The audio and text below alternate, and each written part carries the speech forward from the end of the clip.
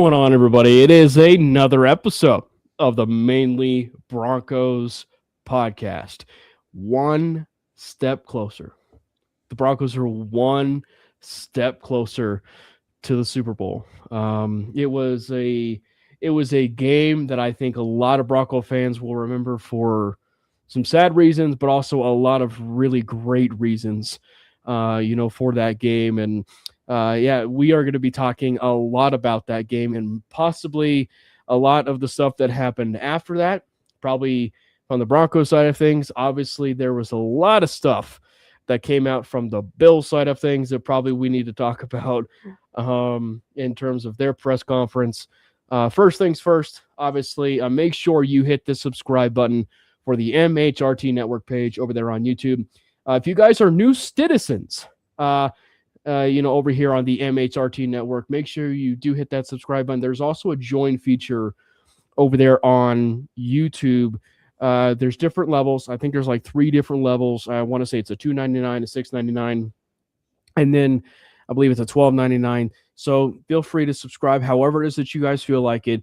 And thank you guys so much. There is a Mainly Broncos YouTube channel where you'll see the exact same stream that you see on MHRT. So if you missed it for whatever reason on MHRT Network, but you really can't find it, and you can find it over on the Mainly Broncos YouTube channel, you could find it over there.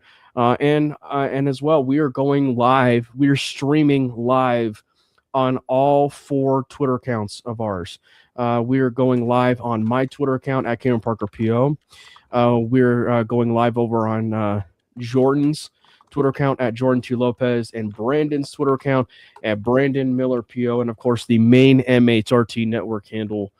So thank you guys so much for hopping in the saddle with us for another episode of the Mainly Broncos podcast.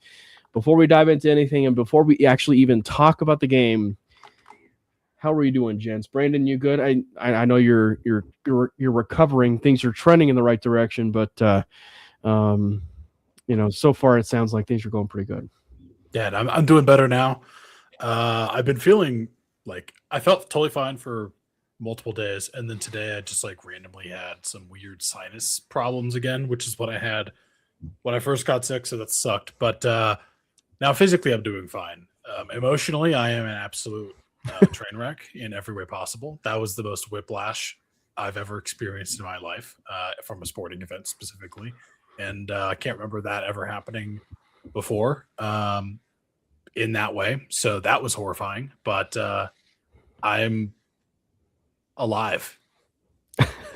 Let's just go with that. Now, obviously, there was a lot that happened on Monday, and I'm sure there was some world of emotions going with the guy over there in the top right. Jordan, have you recovered in any shape or form? I have. It all started with the Broncos. The Bo news coming out 10 minutes after the game, and me reading it, and it really didn't click. I kind of thought that was fake, even to the nighttime. And I guess it hit me the next day, but it really didn't just click for me, because I just we've never seen that before ever. But yeah, I got that, and then I had the Hurricanes game on Monday where I was certain we were gonna drive down and win that game, and then we throw that pick, and it's just devastation from there. But there was an overwhelmingly amount of support for UM and the fans for that team and stuff. So it wasn't more of an emotional train wreck. It was actually more showing appreciation, I should say, for that team and getting us back to national prominence. So, but I totally thought we were going to march down and win. So, but guess what? I only have one football team left. Now Jarrett Stidham is leading it. He is. Just briefly, Jordan, I mean, how are you overall? Because we touched on it briefly about kind of from your side of things, how similar maybe the Miami year and the Broncos year for the most part have kind of been, where no one really expected the Broncos to certainly be a number 1 seed, and obviously they at this point moved to the AFC Championship game. And then obviously Miami's standpoint, no one even expected them to be in the AFC in the college football playoff. And then all of a sudden they are in the national championship. So obviously it does suck not to win it, but are you one where you're really kind of relishing the fact that that season was for the Miami Hurricanes? Yeah. Like I'm even repping my Canes thing today, where yeah, it sucks not to win, but and I thought I was gonna take the loss a lot more worse than I am. I'm actually kind of taking it pretty good, but pause. But yeah, that I think the season that was, and I think the UM and the Broncos have a similar path to the season where it was more inside the building, both teams that were saying, hey, we can make a far run. We have the guys in the locker room, but it wasn't really like nationally. And they both, UM went all the way and was 40 seconds shy from winning the whole thing. And the Broncos right now are one game away from the game. But Broncos have a little wrench that got thrown their way in the midst of it. It did. And it was a whirlwind of emotions. Being at that game, I mean, first things first, it was like one of the greatest games that I will remember for a very long time. Like, take the result of going home and, all of that, and driving in and pulling into the garage and getting that news. Take that out of it just for a second, and just that game itself is going to end up going down as one of the best games that I can recall. And I find it funny that the two best games of the year for the Denver Broncos, they scored 33 points. And arguably the exact same jersey combination, except for the socks. That was a bit different. So I kind of found that a little bit funny. But I want to hear your guys' thoughts. Obviously, it was a wild ride. It was definitely a wild ride. Just the initial side of things, just maybe a brief overview of kind of like the game and everything that you guys saw. Brandon, we'll start with you. Man, that was a ridiculous game. That was also like one of the most confusing games I think that I've watched, and in a sense, like, it was an amazing game, but some of the turnovers, specifically by Josh Allen, was just like mind-numbingly stupid, and I just was kind of shocked at, like, it started off when he it was like towards the end of half, and he's like running and just like throws it behind him. Like, he looked like he was rolling a bowling ball. He looked like he was running one direction and then trying to roll a bowling ball back the other direction from like where he was running. I don't even know how to describe it. It was ridiculously stupid. I don't know what he was trying to do. By far one of the just strangest fumbles I've ever seen. But that entire game, like, I don't know. I feel like going into it, it was like a situation where, honestly, I kind of fully expected us to lose. I was not going to, I know it picked us winning. I would have loved it if we won, which obviously we ended up doing. But I kind of went into it like, I'm just going to enjoy this. We're in the playoffs again. I'm not going to like expect that we're going to win and like have my heart broken. Mm-hmm. Right? I'm just going to enjoy it and, think we're probably going to lose. This is a crazy good team we're going against. We're playing the best quarterback left in the playoffs, and it's just going to suck, but it's going to be fun. And that was kind of a awakening for me of like, you know what, this team can actually do some stuff. This team being, us, the Broncos, because the way that we beat them, yes, the turnovers were fortunate, but Bo absolutely played his ass off. Like, that was towards the level of, I would say, like, that game and the Packers game are probably the two best games I've seen him play in his career. And obviously one of them is a playoff game. So that was incredibly encouraging. And the absolute lack of run game that we had blew my mind. And to the point where on that play that he ended up getting injured on, where he just kind of did that weird run to the left where he lost 2 yards. The famous I run with the literally green- watched that play and I was like, what was the point of that? Yeah. Why did we do that? Give it to a running back. And I think the only reason I could come up with is we didn't trust the running backs to do anything. And like other than, in the passing game, which, RJ Harvey is special as a pass catcher. But just an insane all around game. Really good game, really enjoyable. I'm still scratching my head about some of the decisions that Josh Allen made, but you know what? We got that W, take that L on the way out, and I don't know where they're going to go from here. But the Bills are in trouble, and the Broncos are looking up. Yeah, it's funny you said the Packers game because that is exactly my comparison of game as far as like what it felt like. Jordan, take us through for you that game, the emotional rides, and everything of it all. Yeah, I don't know if you guys can hear me, because I guess my Wi-Fi is tinkering a bit. Am I good? You transferred the lagging, Brandon, over to Jordan. Oh, brother. That's my gift to you for losing the national championship. Yeah. Yeah, but I would agree with everything Brandon said. I also do believe Bo Nix played at a top 5 level against the Bills. And I know that's going to get a lot of people mad, but it's just the truth. I was also told that winning close games was unsustainable. That couldn't be further from the truth. And then Bo Nix's clutch play continues. So, I mean, we got everything we wanted, and I don't know if there's still questions. I guess there is about Bo. I don't understand the amount of hate this guy gets. But if that didn't show you that he's the guy, and he is a guy, just period. I mean, I don't know what else he has to prove to you because my God, he is he's one of a kind. He really is.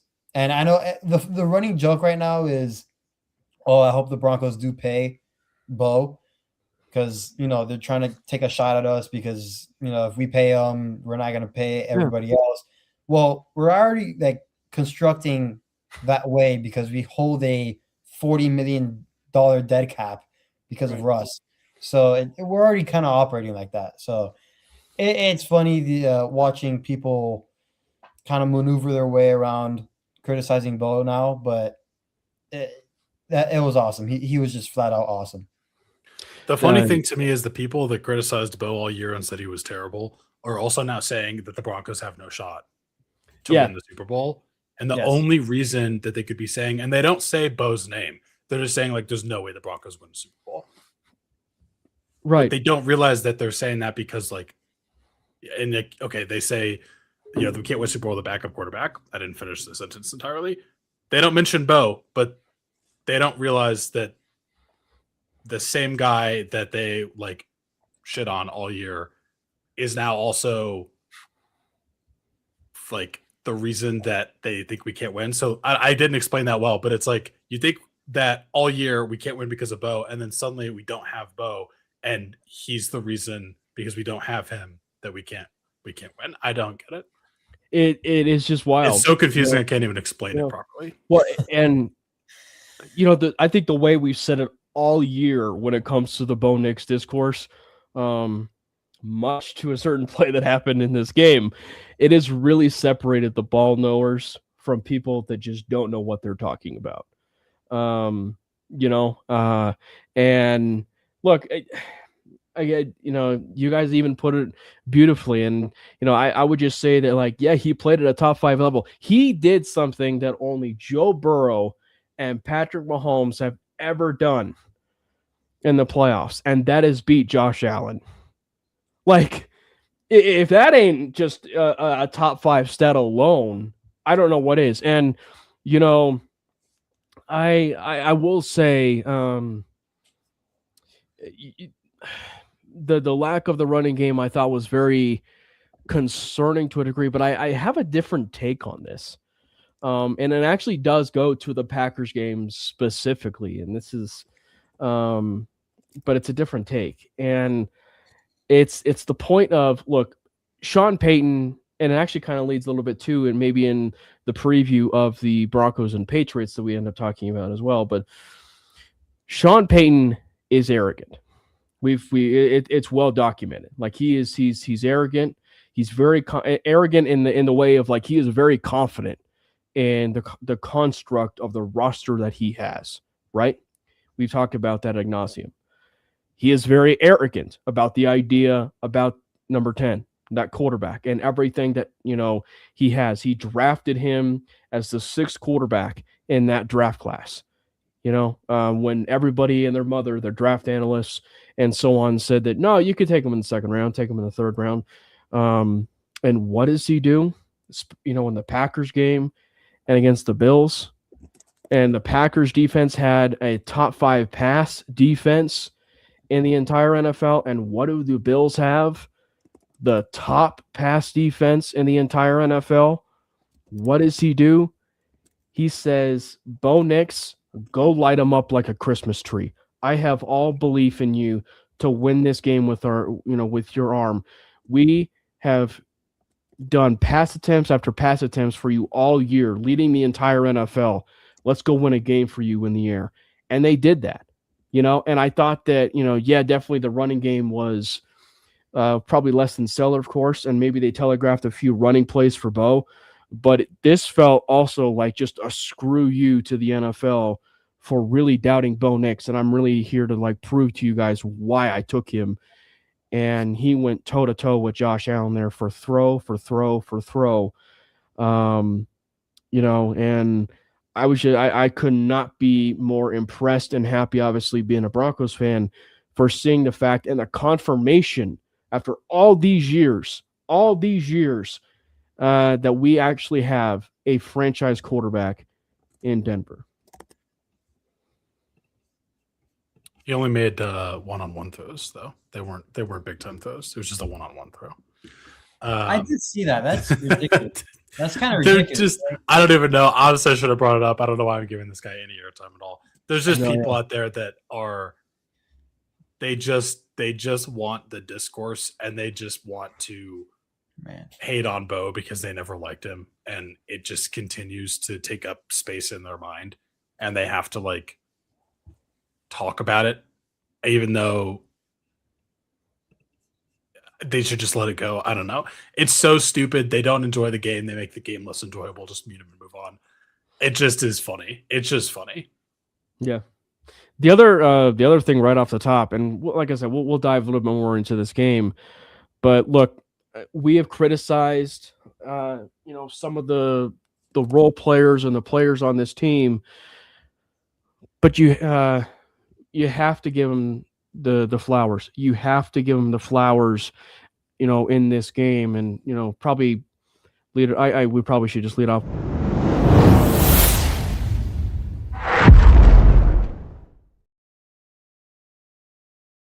with game balls, because obviously Bo Nix is the number one person deserving of a game ball going toe to toe with Allen. But the reason why I say role players is, of all people, Alex Singleton, right? Alex Singleton set the tone early for creating a turnover off of James Cook, right? Everything that we have been clamoring for the Broncos defense, and frankly, was their only saving grace in that game against that Buffalo Bills offense, was creating turnovers. Singleton really, set the tone in that forced fumble against James Cook. And then all in all, I saw that emoji, Jordan, when little Jordan dropped that ball in the end zone, and then he was able to redeem himself in the end zone. But again, just the role players and just how they really stepped up for Bo, I think is the other sidebar story to this game and why it was such a great game. Well, the one thing I will say that just makes me bummed out, other than obviously the Bo Nix news at the end of the game, is on that very first drive, Pat Bryant was dealing, dude. He was balling. Him and Bo were building that special connection even further in the playoffs. All year, he's been, I would say, a pleasant surprise in how he's been able to come in and make a difference on this offense as a rookie, as someone I personally didn't like the pick of on draft night. I thought there were better. You weren't the only one in this. There were better wide receivers available, and yeah, he just proved me wrong all season, and he came out in the playoffs and he was stealing. And it just sucks that he had to leave the game, although he's thankfully back at practice, so we might get him back for the championship game, which I do think he would be a big asset for that team. But that just blatant drop by Lil Jordan Humphrey, it just was like deflating. Personally, it was like this injury. Is where it was the end. Well, no, the injury to Pat Bryant, but then at the end, like Pat Bryant comes out, he's playing well. They get into that scoring situation, both throws that pass to Lil Jordan Humphrey. Like it starts out, I'm feeling good. He throws that touchdown pass, great pass by him, and Lil Jordan Humphrey drops it. And from that point, I'm just like, okay, this is who we're gonna be. Like this is unfortunately kind of the story of this team this year. Is there's not really enough weapons that you can trust on this offense. Lil Jordan Humphrey, Sean Payton likes him. I don't have anything against him, but I just don't think he's a guy that should be getting meaningful snaps for you at that point. And the fact that we were able to turn it around from there, like that would be the death knell for this team for the past 10 years. If you have a drive like that and the guy drops it and you're going against the Bills, like you're probably going to come to pay for that later on. And you might lose the game because of it. And the fact that that didn't happen and we won and we overcame that just tells you how far this team has come and how good Bo is as our quarterback. Because again, that felt deflating to me because I've seen that happen so many times where it's like, all right, this team just not like, we got to the playoffs, but we're not able to get over the hump because their team still isn't good enough, and Bo put him on his back. Yeah, and that's why the role player stuff is just so amazing because it raised the level of play of everybody in that room. Jordan, I know you've been really critical of, obviously the role players at times and, and some people in particular, but I mean, it is impressive how well they played, in that game, and specifically the game that was the most watched game since the 1994 Winter Olympics. Yeah, I mean, they didn't start off great, but they kind of got their footing as the game went along. And look. Marvin Mims Jr. getting the ball down the field, running routes. Who would have thought? Every target. I've just been crying about it for so long. And it was, listen, big games, Marvin Mims and Bo, that connection is a real thing. It's actually impressive.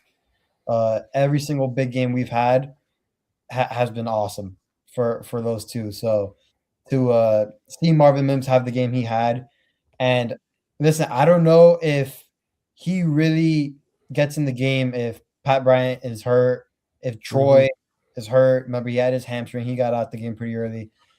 We don't know if he makes an appearance running those routes. Maybe those routes go to them. So maybe it was luck, maybe it was not. But listen, I know going forward, Marvin Mims has to be the focal point now for this offense. I mean, we all know how dynamic he is. And Cam, you've mentioned it a lot. He might have the best hands in that wide receiver room. I mean, 8 targets, 8 catches? I mean, doesn't get better than that. The 3 people who have the best hands in the entire room is probably Pat Bryant, Marvin Mims, and Courtland Sutton. I mean, Courtland Sutton definitely has his moments, but between those 3, those are probably your best hands on the team. Mike, shout out you, man. Mile high salute. I definitely know it can be a little bit unbearable living down there on the East Coast. We actually have someone on the network who I do a show with for 5280, and he's on the East Coast, right near New England and stuff. So he's definitely getting in a bunch in terms of from those Patriots fans. But shout out you, man. Thanks for hopping in the channel.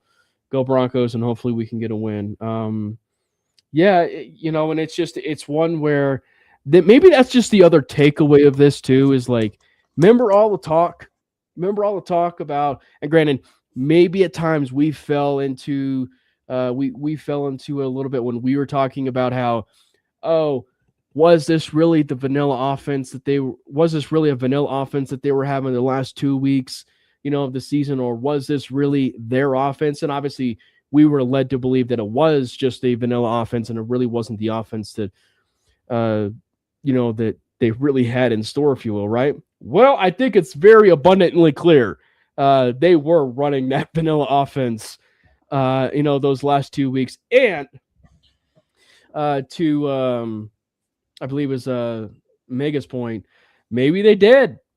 Maybe they did save Marvin Mims for the playoffs. And boy, howdy. And I think that's the other point too, Brandon. When you look at Marvin Mims, and obviously Maddie's not here to talk up his boy from Soonerland, but you look at every single step of the way for Marvin in the games that he's played in the Big 12, and even some of the moments here, maybe in the early part of his time as a Bronco, he has risen to the occasion on every single game necessarily when he is called upon. The Bengals game, and then obviously most recently, if you will, this playoff game with Buffalo. It just makes me continue to question why he wasn't more of a utilized weapon in the pass game since he's been drafted. Like, the dude clearly can ball. He's one of the better wide receivers on this team. He's certainly better than Lil Jordan Humphrey, and yet he just doesn't seem to be used.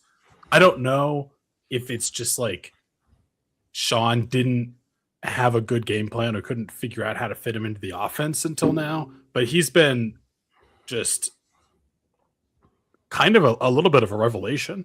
The fact that, I mean, the one thing I will say that like really surprised me is how long it took to get Cortland Sutton involved in the offense whatsoever. But the fact that, Marvin was able to do what he did was just really great to see, and, good for him. And I'm glad that he's able to, have that impact on the offense like he has on the return game. And like, I still think I want him as obviously a returner. He's one of the best returners in the league, all pro, as a matter of fact, actually. Mm-hmm. But, maybe it's like they want to keep him fresh for that, and I get it. But you have a guy that can make a difference for you on offense, and it was, it took a long time to get there. But if it's going to take a playoff game to realize that potential, I'll take it, because he was absolutely a difference maker. Go ahead, Jordan. I mean, transitioning to another playmaker that needs the ball more and just needs to get involved. Evan Ingram, if he's not involved against the Patriots, I think we're gonna have a hard time because Patriots defense is really good. I really respect their defense. Vrabel's gonna have a great plan going into that game. I don't know if it was a Bo to Ingram thing, which I'm sure it wasn't. I just think he's getting lost in the offense somehow, some way. I mean, I'm pretty sure there's other reasons why. I feel like Bo and Ingram have a good relationship on and off the field. Mm-hmm. At least it seems like.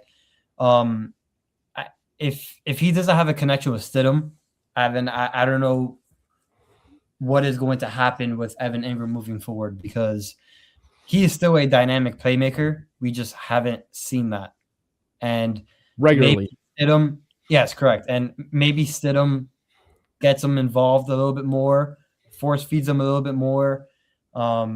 Maybe he just has that natural connection with him. But if Ingram is not involved in this Patriots game, I think it'll be harder than it should be in terms of the Broncos winning the game. But Ingram needs to find his way. He needs to gravitate towards that ball.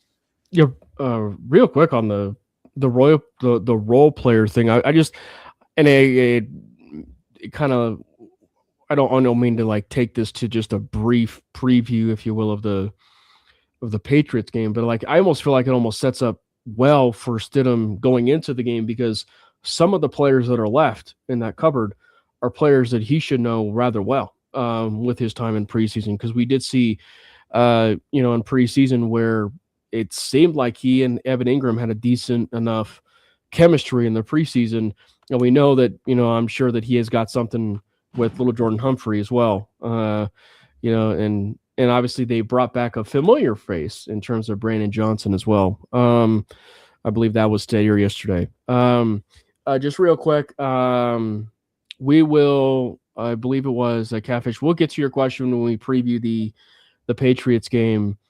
As far as Mike, in terms of the likelihood that Troy and Pat play, they did practice today. They did practice, but it bears watching. They practiced on a very limited basis, and so again, we don't firmly know. But the good news is they practiced on a limited basis. Pat Bryant probably specifically is the one that is surprising that he practiced, because that is his second concussion in a rather short amount of time. So when you look at it too, it's just like the Broncos, when you talk about game balls, obviously numero one, we said, very much goes to Bo Nix. But there's probably one that it might be necessarily right on that same tier. And, as we were just focusing there a little bit on the offense, it's perfect to transition to the defense. And there is no person, that needs to be mentioned more. And that is Jaquan McMillan. Great moments are born from great opportunity, right? That's what the movie Miracle taught us. Jaquan McMillan made not just one of the biggest moments in Broncos playoff history and Broncos history, but one of the biggest moments in NFL history. And it caused a firestorm with the Bills fan base and apparently the Bills ownership and organization for them to fire Sean McDermott, immediately following that game. But Jaquan McMillan continues to show up in big time moments, Brandon. Yeah, he just simply is the most high value, I guess you could say, player in the NFL. Like, for the relative to the amount of money that we are paying him and what we are getting out of him, he is the biggest steal in the league right now. He easily is top 10 in cornerbacks in general, but you'd look at cornerbacks. He kind of primarily plays more in the slot. He's probably like a top 3 corner at worst. And he's just special. Like, he is so versatile. this is kind of why as much as I love Jahdae Barron, I was a little, and I was also, on that train of like, I want us to draft Jahdae Barron. I still like Jahdae Barron, but the fact that we already had Jaquan McMillan made the Barron pick a little more confusing to me, because he does the same kind of thing that you'd want maybe Barron to do, but he's already doing it at a high level and he's not costing you much money. Like, I want McMillan to be a Bronco for the rest of his career. And it's going to be, I don't know if that's going to be the case. I mean, again, because they're going to have to figure out a way to get Barron on the field. They spent a first-round draft pick on him, but you have to also figure out a way to get McMillan on the field and keep him on the field, because he is going to make plays. And he is an absolute difference maker, one of the best players on this team. And yeah, PJ Locke, the redemption arc for PJ Locke, good for him, man. He, came out against the Bills last year in the playoffs and kind of got burned a little bit, and then comes back and is able to step up to the plate when they needed him. But yeah, McMillan, just hats off to him, because he is just an absolute wrecking ball in every way. Like, he makes plays in the secondary. He's also like kind of our corner blitz guy. He's just so good. You're talking about Jaquan McMillan, the one that only started because PS2 was hurt, according to Stephen A. Smith. Talking about him? I don't listen to what anything this Stephen A. Smith says, and you should. I mean, that's what Stephen A. Smith was telling everybody, that that's so wild. But Jaquan McMillan, Cam, did you immediately celebrate when he had the ball, or were you like in your seat, or was it like a caution, like there's no way about that, right? It was hands up in the air, like kind of like one of these kinds of things, and then like, he got it? Like he got it. Like it was actually an interception because like obviously you know with where we're sitting, which was section 135, you don't necessarily have like the greatest view, or I should say, we clearly didn't have the best view when it came to actually whether or not it was an interception or not. But yeah, it was one where it's just like, huh? And so like it was almost like the one in like the way I would describe it is like baseball. You know how like in baseball, you know whether or not an outfielder's got it by just looking strictly at the outfielder and not the ball. Yeah. This was a case of like at that point when I didn't know what was going on, I strictly look at the ref. And I was just like, what is the ref doing? And then I started following the crowd, and the crowd's getting cheery. And I'm like, oh, what's going on? And then they ruled it an interception, and then obviously they didn't review it. It was just like, it all went nuts. Yeah, because I really didn't like celebrate because I saw he comes out with the ball and he's like running around. And I'm like, there's just no way he caught that. But I'm standing up. Like I was sitting down and then I'm standing up. I'm like, there's no way he caught that. And then even the ref signaled it, like we have the ball. But I'm like, he's saying that because that's where they can review it. And then they're reviewing it, and I'm like, that's an interception. Like, that's an INT. And like, so I really didn't like fully celebrate it the way like I should have, because I was just maybe like just in such an awe that it just happened. Like I honestly at first I didn't know that he just snatched it from him. Second, I didn't know if it was gonna be labeled a catch because who knows nowadays what catch is and what it's not. Right. And then third, the officials still have to make the correct call. So or even review it. Yeah, and Denver has been on the wrong side of those things the majority of the season. So, but I mean that interception will go down as one of the best in Broncos history for sure. Yeah, people are still talking about it, man. I'm kind of tired of seeing it everywhere. Were you calling it up? Sound like a play. No, I was actually watching Jared Stidham throw a pass against Talanoa Hufanga when Stidham played for the Raiders, and Hufanga was in coverage and got burned for a touchdown. So that's fun. You know what? If I'm not mistaken, Greenlaw was probably in that game too. So probably, but Hufanga was literally the one that was trying to cover. I actually don't know what player this is. I think it's a tight end. Was it it might have been Mayer. Maybe, but that's kind of funny. That is funny. Talk about having a conversation with Hufanga on something like that. Yeah, no, and obviously that caused a firestorm of what is a catch, what's not a catch. The part that I thought, I mean, obviously, as it turned out, it was very obvious that it was an interception. The thing that I think was very interesting, to say the least, was there was no review. Like, there was no review at all. So they can't review it in overtime, right? You can't challenge it, and you can't like do it has to come from the official review. And so I just assumed that with it being such a pivotal moment of the game, that they would immediately take it to an official review, right? And obviously, I would assume it comes back and it says, that it's an interception. But I mean, geez, I was just.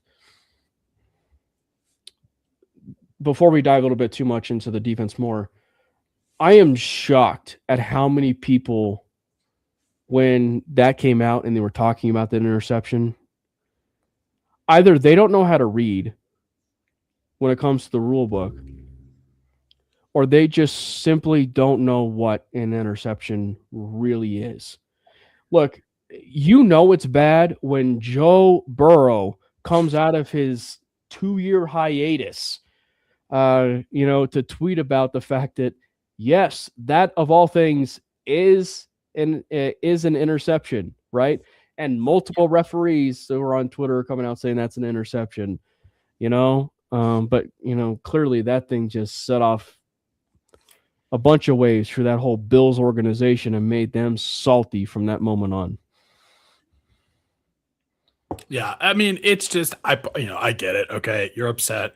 You lost again in the playoffs, again in overtime, again. Like, it sucks. But I feel like also the amount of like slow-mo footage and screenshots that people have actually makes it worse because It does.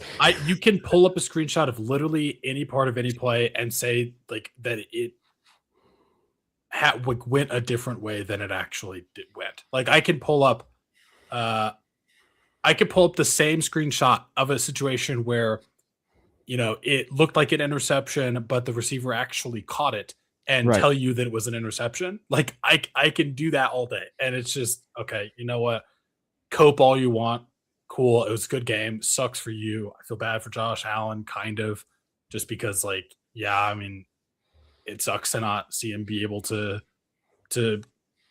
get past the hump as it were in the playoffs for how good he is. But also when you have the amount of turnovers and the level of turnovers that you did, like you kind of killed yourself there. I don't know, but it's just funny. And copium is a hell of a drug. Bopium. That's probably the appropriate word. Jordan? Yeah, I mean, after that, like it's funny the screenshots thing. I screenshot little Jordan Humphrey's drop on the touchdown, and I screenshotted where he had the ball. I'm like, hey, it should be a touchdown. It's funny. There was a lot of Broncos fans going back at it, like screenshotting like drops and stuff like that. It was pretty hilarious. I'll give them that. And I will say, and giving another fan base credit on this one, I believe it was Matt Veradame, and for anybody that doesn't know, he's a Chiefs fan. And he tweeted, I believe it was a Bills content writer or something, but he called out like the Marvin Mims catch at the very end of the game, and he was like zooming in on the catch with Marvin Mims, and it's like, brother, if we're treating this thing like it's the JFK assassination, that's a you problem. Like that is a you problem, and you need to get off of social media.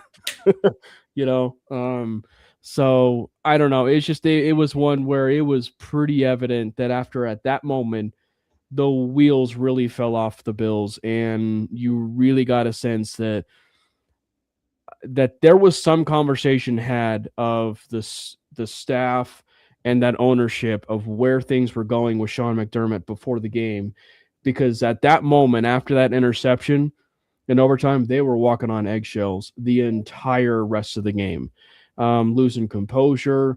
I mean, Josh Allen even losing his composure just a little bit at the end of the game. He didn't lose his composure in the press conference. Shout out to him. He was really the only one that was handling it with grace in the press conference. But I mean, like Tre'Davious White was losing it. Everybody was losing it. And I mean, look, to a certain extent, you could argue that the Bills could have done things a little bit differently, but I think that when you look at it from the standpoint of the Bills in this game, Josh Allen was the reason they were in the game. Josh Allen was the reason they were in the game, and Josh Allen was the reason they lost the game, right? As far as players go, and then obviously at the composure, the end of the game there, that was a disaster. I mean, yeah, that he missed that like absolute wide open touchdown pass to one of his tight ends that would have won them the game. Like, at a certain point, you got to prove that you can do it. And I'm not saying that Josh Allen is a fraud at all. Like he's proven that he can do it, but this is part of being a quarterback in the NFL and being able to win in these moments. And he just hasn't done it yet. Like, I mean, not that he hasn't won a playoff game. He's obviously won playoff games. Bo Nix now has more playoff wins than Justin Herbert. Justin Herbert's the one who's shown he just can't get past the playoff hump. I mean, look, I like Justin Herbert, but he's looked absolutely atrocious in pretty much all of his playoff games outside of that one where they were winning against Jacksonville and then they just completely threw it away, and that was still partially on him. But yeah, I mean, Josh, they gotta figure it out. I don't know. I do think their roster sucks, but so does ours. Like, honestly, we have some good weapons, sure. But if this is like going to be about, well, the Bills don't have a wide receiver. We have like one good to great wide receiver and some guys that are pretty good and no tight ends, really, because Evan Ingram still hasn't done much, and no running game. And they have the best running game in the league. And so it's just like, at a certain point, it's on the quarterback. Like the amount of times I've seen people still just give Josh Allen every excuse in the book. You know what? He still has to be the one to like punch it in, and he hasn't done it. So I'm not saying he can't do it. Obviously, he's shown he's had success in the playoffs, but find a way to play this in Buffalo.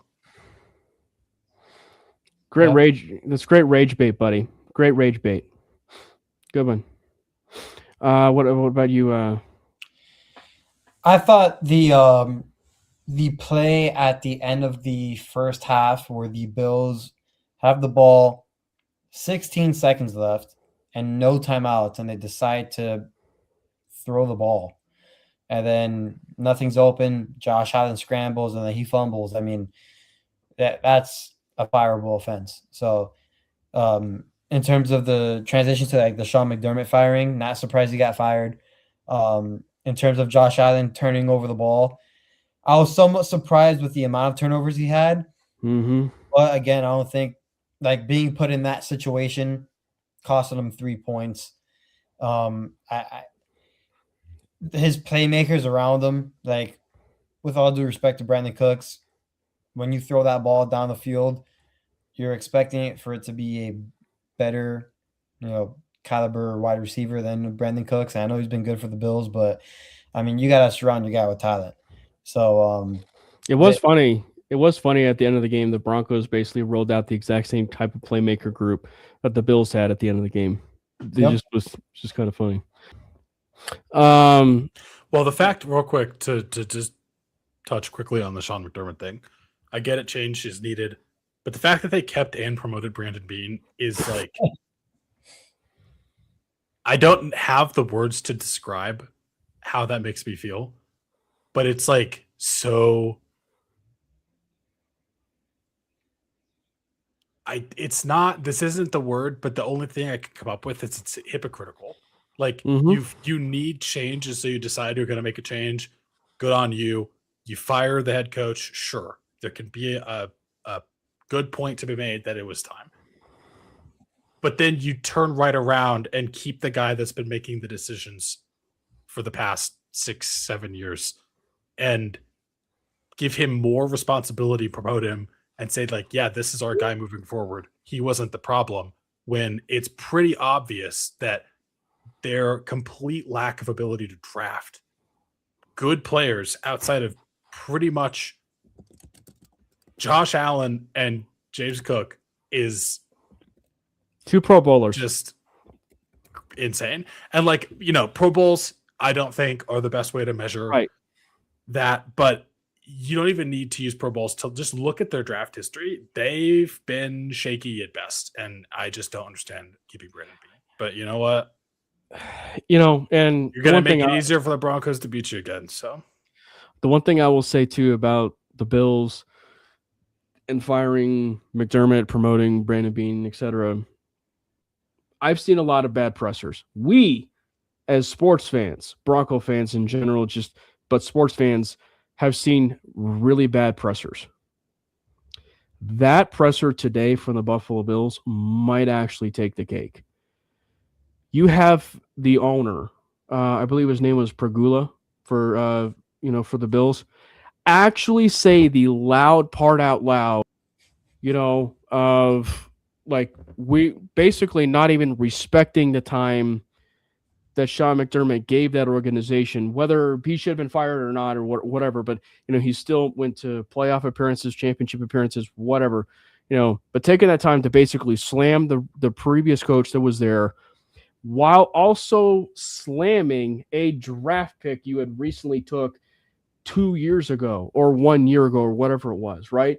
So saying the loud part out loud, I mean, like, it is just absolutely insane how much you actually have to like read the room on that. Like, do not say the loud part out loud.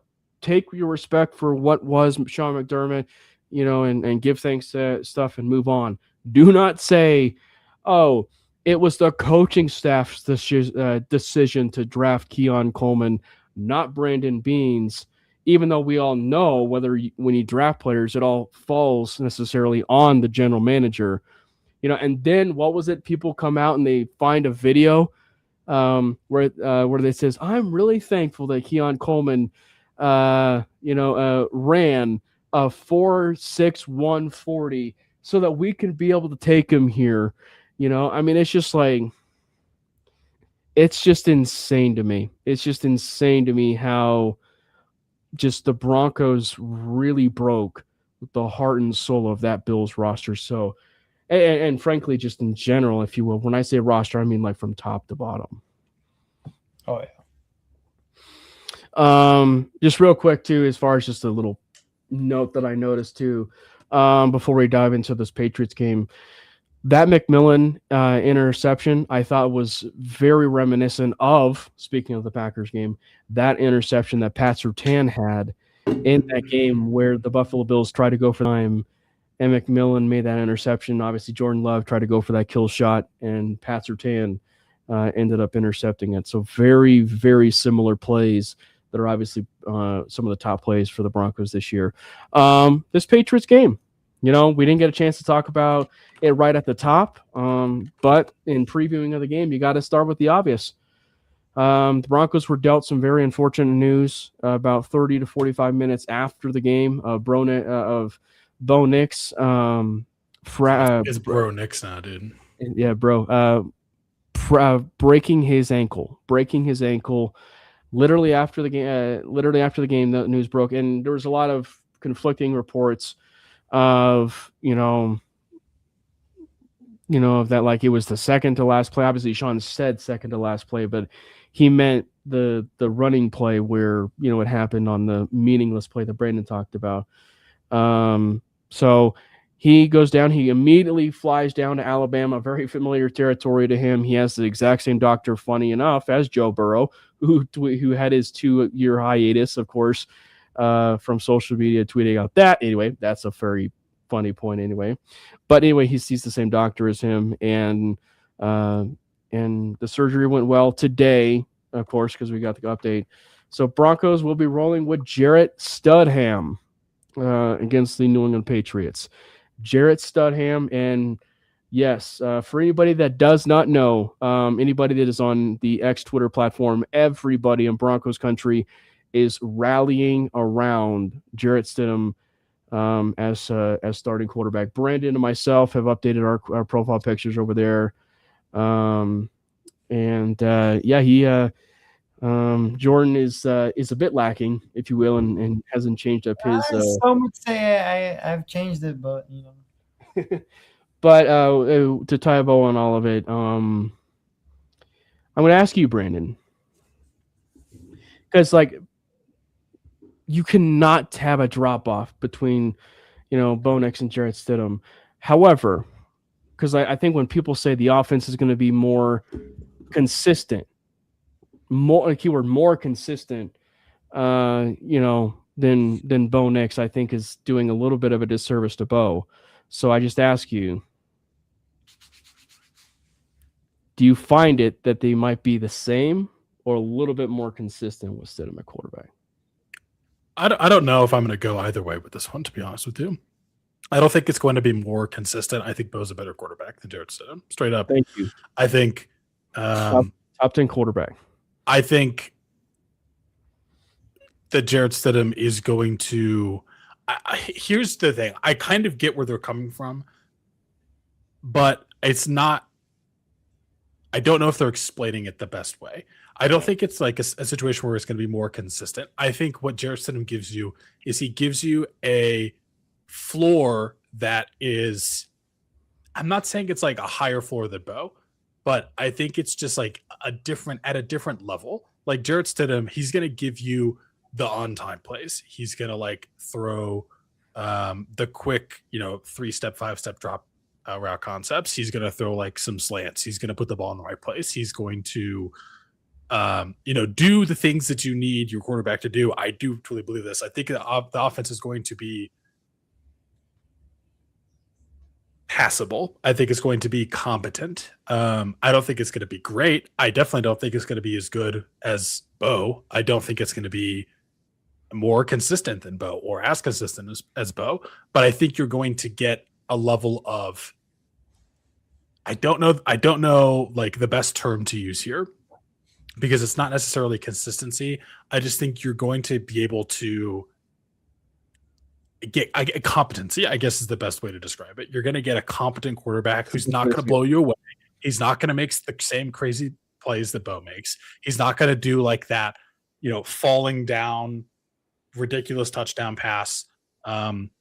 He's not going to give you he's not as good of a thrower on the run. He's okay of a thrower on the run. He just is a downgrade in most ways to what Bo does, but he's still serviceable. Like, you're going to get a serviceable offense. If J.K. Dobbins is truly back, that's going to be an absolute huge boon. If Pat Bryant can come back, I think that's going to be amazing as well. I would push back on it's going to be more consistent. I just think it's going to be, you're going to get a competent, serviceable quarterback and offense, and it's going to be passable. It's not going to have like the same crazy moments. It might not have the same like ups. It might not even have the same downs. That is something that you've kind of seen with Bo sometimes, is he'll go through phases, and this is normal of really any quarterback. The Bills, he had quite a few passes that were battered at the line, and I don't know if that's on. I'm not gonna say that's even on Bo. I think the defensive line for the Bills showed up in a big way, but you just kind of get that ebb and flow of sometimes it's crazy, and then sometimes he makes mistakes. I'm like, yeah, that's gonna happen. It's not gonna be quite the same with Jarrett Stidham. You're not gonna get like the the peaks that you would get, but I think you are again going to just get serviceable quarterback play. I agree with that. He's not going to do anything to really hurt us, and he's not going to really do anything to really propel us over the top, which is what we should be asking for from him. I'm very worried about the playmakers around him, because we've seen them all year not live up and help Bo throughout the season, and there has been times where Bo has put on the cape and really carried this team. I don't think Stidham can do that. So I am really hoping that the playmakers now can really just play their game and step up and make plays for Stidham, because if they're not on their A game, then it's going to be really hard for Stiddy to really put on that cape and really propel this offense, because it takes a lot. You're not going to have your running game. You don't know what you're going to get day in and day out. You don't know where you're going to get from Courtland Sutton day in and day out, who's your main guy. You don't know if Evan Ingram's ever going to come to life. So it's going to be tough. So I'm hoping the playmakers around them, they're not dropping any easy passes. They're getting some yak. So it's going to be tough. Again, he's not going to make the Superman plays that Bo has made throughout the season, but very serviceable quarterback play. I think Stidham is one of the, and I think I agree with Sean Payton. I think he's one of the 32 best quarterbacks. And I'm not saying that because he's on the Broncos. I'm saying that because of what we've seen. So I like Stidham in this position. We're not going to ask him to do a ton, and we're not going to ask him to put us in jeopardy. So I like him in this game, and I ultimately do think that he'll have a good game. I agree. And for anybody that, wants to spout off about, that he really hasn't had an opportunity or whatever, go look at his career. You could argue he probably should have started with the Raiders based on their quarterback history. But you go look at it, Josh McDaniels, clearly who they will be facing, who clearly they will be facing, right? As far, I shouldn't say facing, but Josh McDaniels will be on the other side as an offensive coordinator. He loves Jarrett Stidham. When they were with the Raiders, it was one of the first moves, if not the first move, just like Sean Payton, bringing him in. So Sean Payton, the very first move he made when he was in Denver was signing Jarrett Stidham to a 2-year, $10 a 2-year, $10 million contract. And why did Jarrett Stidham not see the field in New England? There was a Hall of Fame quarterback in front of him. Like, there's a Hall of Fame quarterback in front of him. So don't play this dumb thing with me, in terms of Jarrett Stidham. And then he comes over to the Broncos, and then and then obviously has the exact same situation with Bo. But when the opportunity has come, what does he do? He has great games against the Kansas City Chiefs, and he has great games against the San Francisco 49ers. And I believe it was in that same year those two teams met in the Super Bowl. So he has clearly, when that time has come, in very rare games and rare opportunities, has come out and play. And the most important part of this, he's at home. I'm going to yell that from the rooftops. It's a very rare situation where you have a moment where a backup quarterback like this is thrust into a certain situation and they're home. They're usually gifted keys, and it's a very uncomfortable situation where they're on the road. No, they're at home, and the home team can rally around Jarrett Stidham, and he can be that competent quarterback that can be, if you will, just simply a quarterback and not a playmaker out of the pocket and a true athlete out of the pocket like we know that Bo Nix can be, but just be a guy who's competent enough, move the ball around, hit his playmakers, hit his assets that's on that offense. And I think I will just say this. I think the Broncos, nothing's going to change schematically for this team. Nothing. The only thing that I would just say from a schematic standpoint is you might be a little bit more heavy on the running game. And I think that from the vantage of, when you look at it from the standpoint of Dobbins specifically coming back, and I believe it's very obvious that he is coming back, it'll be the best news for the Broncos to do a true running back by committee with R.J. Harvey, Dobbins, everything we were kind of expecting at the beginning of the year. And I think that running game is going to lead into the idea of everything we were hoping to see at times with some of the Bo Nix offense, which was some of those bootlegs, the play action, everything that has been fed off of some of the best offenses for the Broncos this year. I think that, there's not going to be much change. There really is not going to be much change, I think, schematically. I think the only thing that's going to be different is just players are going to be involved that probably weren't. I think you are going to see a little bit more Evan Ingram in that game. I do. To me, I think the biggest thing that's going to really set the tone in this game, obviously, return of J.K. Dobbins, huge. The pass rush, to me, is going to be the difference maker. Like, if we're able to get pressure on Drake May, like we were able to get pressure on Josh Allen, I think it's going to be huge. I don't know if you guys saw what happened after Will Campbell, their rookie left tackle, came back. Patriots never won a playoff game in Denver. That's all ticket to this game, unless you live in the Rocky Mountains, which is pretty badass, actually.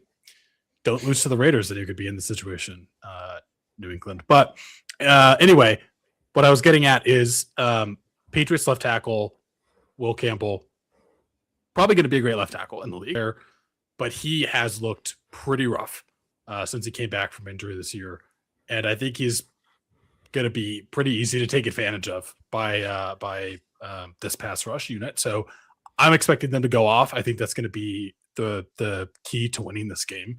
Is Jarrett, come in, be efficient, don't turn the ball over, make some plays when they're there. This defense is good, yes, but it's not a world end.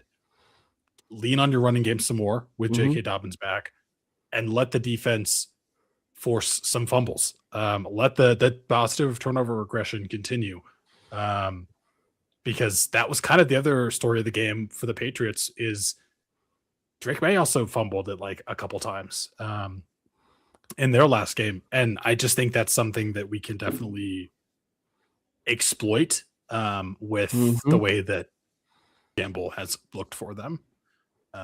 That to me is going to be the biggest difference maker.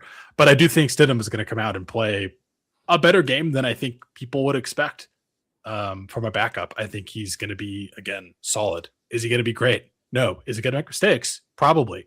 But I think he will be solid. I'm not saying Denver's pass rush is what the Texans are, but we also have the most sacks in the league, man. By far, by a lot.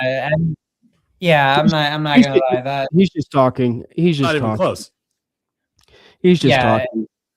yeah. There's a couple of people in the comment section that's been whatever, but I really want to see how physical this offensive line can get on Sunday, because if we're not able to run the ball, and I understand the Patriots have a great run defense, and Milton Williams is an absolute animal, but if we can't, whether I'm not even asking for big yards, I'm asking 3 to 4 yards a pop. If we can't do that way, then we're gonna struggle a little bit. So I'm really interested to see the physicality of this offensive line. The defensive line, they've been showing up all year. I am more worried about the safeties, if anything, and more so. I know PJ Locke just had a great game, but I do feel like Drake May can probably, take advantage of his matchup one-on-one or man-to-man and stuff like that. So, but I do have all the trust in the world in this defense. I know they've been giving up points as of late, and we voiced our concerns about the defense with how they've played the last few games. But I do think they rise to the occasion on this one. And listen, it's tough to play. It really is. So I think I plays to our advantage, and the defense should have another great game. Yeah. And if there's anything, and Brandon even alluded to it, like if there is anything as far as something that's going to be a big key to this game is, this is aside from their first playoff game that the Patriots had at home, like, and of course Houston, like this is going to be their first true road test, right, of the playoffs, right, and they're going to be coming into a pretty hostile environment, and Drake May has not been that MVP that everybody wants to crown. And, I mean, if you want to be an MVP and if people think that Drake May is an MVP, I don't know. Maybe he like an MVP against the Texans and not actually turn the ball over. Maybe he shouldn't actually turn the ball over as much as he did against the Texans. Because if you're an MVP, you shouldn't. Texas defense, is the best in the league. So, but he's the MVP, so he should have just waxed him in the snow. Didn't happen. And Jesse Minter came into Foxborough, and they still only put up a small amount of points. I mean, he has clearly not been the same entering the playoffs. Drake May has had a phenomenal year. Phenomenal year. I just think that when you look specifically at this game and everything that's going to be leading up to it, it's going to be a really hard environment. It's going to be a really hard environment. And the other thing that I think is going to be, and you look specifically at, this Broncos and, New England game, it's the trenches. That offensive line that they faced against the Chargers and the Texans is nowhere near the offensive line that the Denver Broncos have. This will be the best offensive line, that the Patriots will be facing. They have a really good defensive line, but it is, I would just say probably from the offensive line standpoint on that other side, it's not the Bills' offensive line, which was very size heavy, right? Which was like one of the biggest takeaways of that Broncos-Bills game was the trenches. So I still believe that this game could be won and lost, in the trenches. But I mean, if that can happen, and if they can be able to continue to get to Drake May and create some of these same turnovers, I mean, geez, it's going to be another tough, hard-fought game. But if you're creating turnovers once again, the Broncos will be in this game because that's everything else.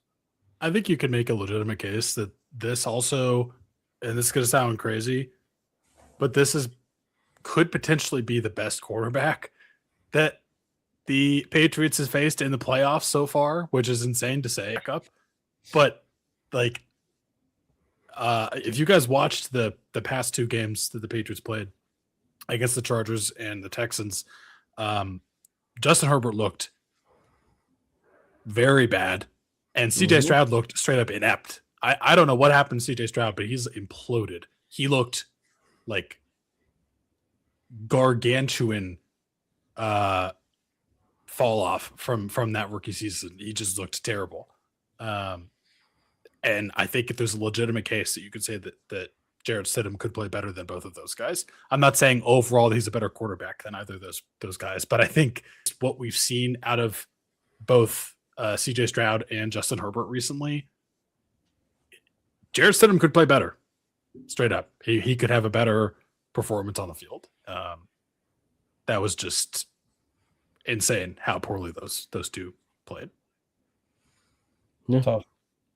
And as far as the defense, I mean, what's your guys' take on some of the defense? Because I look at the Broncos defense, and as we said, the turnovers were their biggest saving grace. The turnovers were their biggest saving grace in that game against the Bills. All in all, they were being waxed up and down the field. Yeah, Josh Allen was the reason they lost the game, as we said, but he was also the reason why they were in the game. And the trenches and the heavy personnel, was a large part of that game, right? Obviously, I don't expect it to be really the same, but the playmaker side of things, it is roughly the same as Buffalo in the sense that you have Stephon Diggs and some decent slept-on wide receivers. In Pop Douglas and Matt Collins isn't going to be there. Kyle Williams hasn't really had much run. And obviously Kashawn Boutte has really stepped up for the Patriots, here in this playoffs. So I think that when you look at this game, like the playmaker side of things, it's going to be interesting to see how the Broncos, attack it. Because the tight ends too. The tight ends is pretty much the same.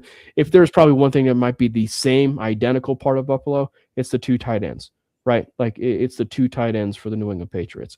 They have a couple really good tight ends there. And then on the running side of things, no, they don't have James Cook, but they do have Ramondre Stevenson and Travion Henderson, who obviously we as Bronco fans wish we would have drafted. But all things considered, Harvey's turned out well. It's going to be interesting. I think Hunter Henry didn't practice today, or he was limited in practice today. So he'll probably still play. Also, Harold Landry for the Patriots did not practice today with a knee injury, so that will also be something to monitor moving forward. But yeah, I think for the biggest test on this defense is definitely going to be, can they stop? Can we limit the run game? Drake May has been very, very good. Don't get me wrong. I think still making him beat us through the air is going to be, I'm not saying that's going to be the path to victory, and he could definitely still decimate us, but you can't let Travion Henderson do what Travion Henderson does. Like, he is incredibly explosive. He's had, I think, at least 3 50-yard touchdown runs that I'm aware of this season. So you definitely got to be more in it in the run game than you have been in the past, and specifically against the Bills. I just kind of am sad that I'm not sure how much of a leading candidate Vance Joseph is for any of these head coaching interviews, because honestly, I think we need a different defensive coordinator. Like, I don't have anything against Vance. I think he's a good defensive coordinator, but there's just something up with his defenses later in the year that they just don't work. And obviously, we don't mean it in a bad way.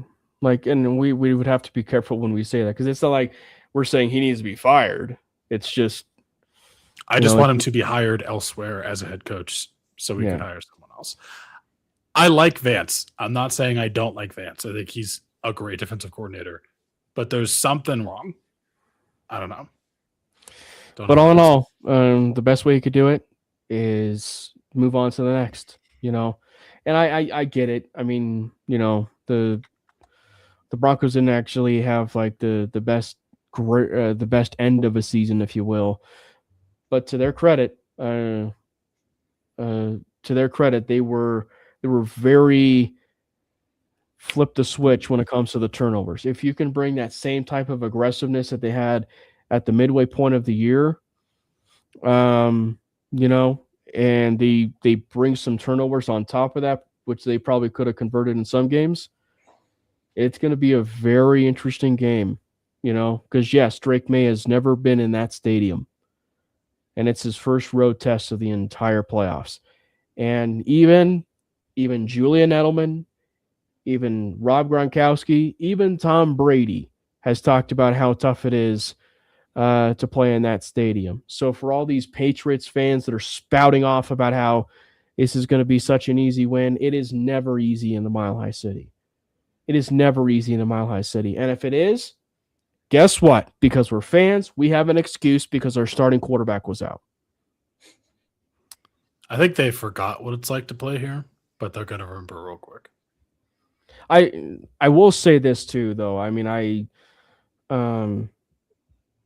just simply from a Patriots and a Broncos side of things, it just feels so good, though, in the last 10 years. It feels like elite script writing for it to be in like 10 years ago. It was the Broncos and Patriots in the AFC Championship, and we've reached the point where it's the Broncos and the Patriots again in the AFC Championship. It is elite script writing.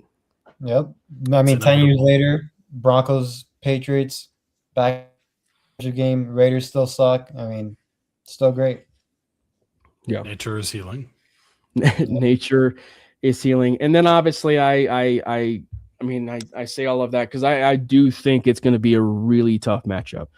And I'm a Bronco fan, and because it's, we're all riding high, if you will. Could it be a Patriots win? Absolutely, it can. I wouldn't be shocked if it's a Patriots win. But just as far as the just the vibes and just rolling with the Broncos, I'm going to roll Broncos. I'll say Broncos win this game. I think it's going to be really close. I do think it's probably one of those, whether it's the Patriots way or the Broncos way. I think it ends up being a game-winning field goal. And I really do think there's a chance the Broncos can have to take away this game. And I think based on last year too, like with how Will Lutz had that missed field goal at half, even whether or not they beat the Bills, I think it would be a little bit surprising if there wasn't another Will Lutz, continued arc, if you will, of getting better, since that last year in the playoffs. So I wouldn't be surprised if there's another game-winning field goal on deck for Will. Yeah, I think this is going to be an interesting game. I think it's going to be a good game. It's going to be tough for sure. Like this is not going to be an easy game. I just have to keep the magic going in my heart and in my soul, and I'm going to say that the Broncos win, but I'm going to say it's like 23-20. But it's going to be a good game for sure. It's probably going to be another, cardiac Broncos situation. But I think it'll be good. Yeah, for me, I have the Broncos winning 21-20, 1 point game. And I'm pretty sure you guys know. Oh, did we lose Jordan? Say that I have a certain prediction for this. You definitely did. You know what it is, Cam? What is it? I've said weeks and weeks before that Hufanga will finally get his interception. No, geez. In the AFC Actually, I said that for weeks, so you both did. I have specifically said that Hufanga is going to get his interception in the AFC Championship game against Drake May to seal it in Mile High. And I've said that for weeks. On Sunday, we see it coming to fruition. Okay. Yeah. So 21-20. Brandon? 23-20. 23-20. That's actually my score. I think it's going to be like 23-20. I say all of that. Oh, and by the way, if we're going to be talking about stats, Jim Nantz and Tony Romo are on the call. And as much as I'm not a big Tony Romo fan, the Broncos are undefeated this year, with that cast of characters. So all in all, I do think it's going to be a really good game. And I also want to remind people in Broncos country, and I hope even in the national media. Obviously, we're fans, and that's the whole point of being a fanatic. I want us to also take a moment and really just kind of sit back and really relish in the fact of how great this season has been. For all intents and purposes, they've won 2 playoff games because of the first round bye, right? They won their playoff game to go to the AFC Championship game, right? And then this last year, they had an away road game in Buffalo. And then that following year, it was very appropriate where they played Buffalo in that game at home, and they won that game.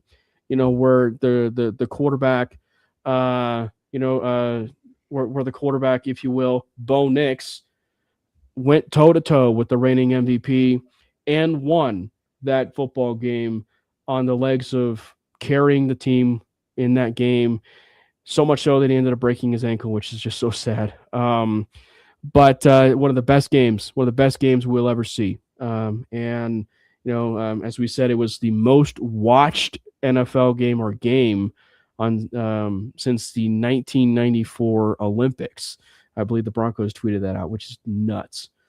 So I think that it's one where, yeah, I mean, I'm definitely excited for how this season's gone, and yeah, I'm definitely hoping that we can be able to come away with the victory. But it's one where, man, this has been such a successful season so far, and the growth of the team. Yep, for sure. Yeah. And yes, while I get it, it's I'm happy with it. Sure, I'm not an athlete. I'm not in the room where I could just say that like it's Super Bowl or bust. But when you look specifically at everything Sean Payton envisioned for the team, there were 3 things. They've accomplished 2 of them. That's a 66%. That's a passing grade, not a failing grade. That's a passing grade. So that's good enough for me, if you will. And then hopefully we can continue to grow more. Any other final thoughts? Dude, if we win this game, I'm going to buy a Jarrett Stidham jersey regardless.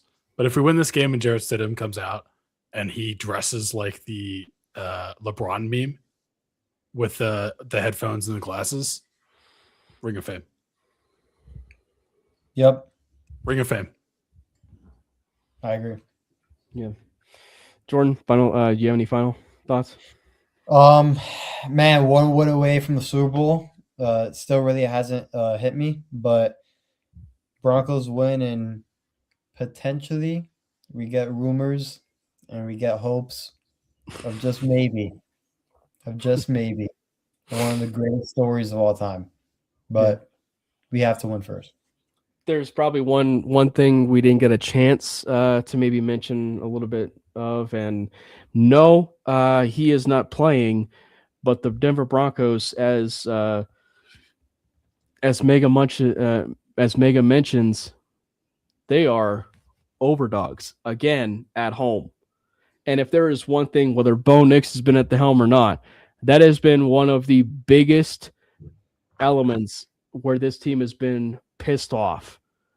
So if you really want to feel pissed off, favor the Patriots. Favor the Patriots for the Denver Broncos at home in the Mile High City. Incredibly disrespectful for an AFC Championship game.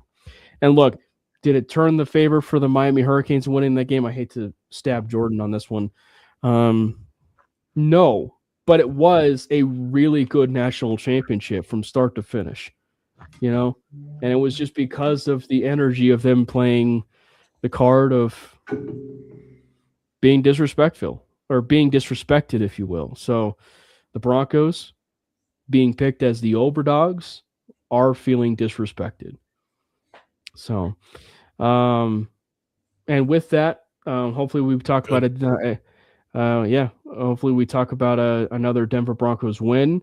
I will not be available next week because I will be over in Mobile, Alabama, for the Senior Bowl, getting a chance to look at some draft prospects, maybe some future Denver Broncos. Hopefully not having a flood of like 15,000 messages from Jordan telling me that I need to get Ruben Bain on the Mainly Broncos podcast, So hopefully that doesn't happen. But the guys might actually end up doing a show next week. So we'll see. We'll definitely be doing some more talking. But shout out to you guys. Shout out to the chat. It was definitely lively. We definitely had some energetic conversations, possible trolls, if you will, maybe from the New England side. We do love you guys. We do love you guys. I obviously, it's one where it's the whole point of being a fanatic, right? It's the whole point of being a fan and the fanatic, if you will. But we all kind of mean well, if you will. Obviously, like I said, it kind of maybe got a little bit too rambunctious at times, if you will. But nonetheless, the Denver Broncos are hopefully going to be coming out on top, and we're going to be talking about a Denver Broncos win here next week. Again, make sure you hit the subscribe button for the MHRT Network page. There is a join feature. There's different features, different levels of it. Feel free to subscribe to whatever it is you feel like your heart's content on that. And then, you can either hit the subscribe button as well. There's also a Mainly Broncos YouTube channel. We do a bunch of short form. Obviously, this live stream. If you missed it over here on the MHRT Network page, you can get it over there on that channel if it's easier to find over there. And then obviously, before we lose it, if you will, on our accounts over there on X, Twitter, we go live. We go live over there on all 4 of the Twitter accounts. Mine at Cameron Parker PO, at Brandon Miller PO, at Jordan T. Lopez, and of course the MHRT Network page. Again, it was a blast. Like, it was an absolute blast. Thank you to everybody that was that was really hopping in the chat. It was, it was great. And yes, Maddie, we love you. We really wish you were definitely here. So hopefully we're talking about Denver Broncos win. And it seems fitting. It seems fitting for us to lead off with a God bless Bo Nix before we round out the show. Let's go Broncos! God bless Bo Nix! Fast lane when I pass in the street, bag of money in the passenger seat. Tempo's been asking for me on the road from the west to the east. Way up, I might never come down, cause the coast's racking up the flame out. So high.